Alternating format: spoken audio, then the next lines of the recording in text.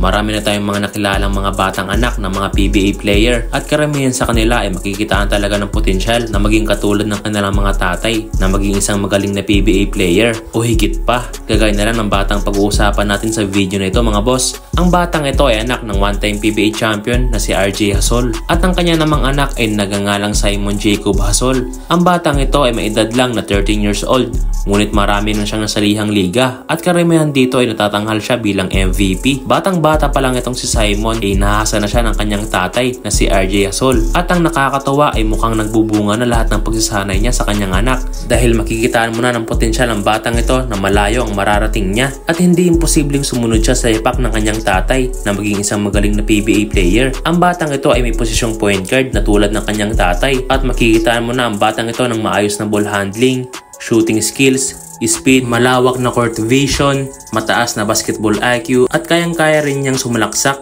at iwanan lahat ng mga nakakatapat niya. Marami na rin siyang nasalihang liga, katulad na lang makapaglaro siya sa City Hoops Basketball at Melco Got Skills Basketball League na kung saan palagi siyang natatanghal bilang best player of the game at masasabing siya lang ang umaangat at kadalasang napapansin sa loob ng court dahil sa galing at husay ng batang to. Katunayan ay siya ang bumuhat sa Batang Ginebra para makuha ang champion sa 2023 Batang PBA at nakapagdala nga si Simon ng 21 points. Walang eksaktong impormasyon sa height ng batang ito pero kung umakyat man sa 6 flat ang kanyang height ay napakaganda na ito para sa posisyon niyang point guard. At napakaswerte din ng batang si Simon Hasol dahil meron siyang tatay na tumutulong at gumagabay sa kanya para mas lalo siya mag-improve sa paglalaro. Kaya siguradong malayo talaga ang mararating ng batang si Simon at sana katulad ng kanyang tatay ay makatungtong din siya sa pinakamataas na liga dito sa Pilipinas na PBA.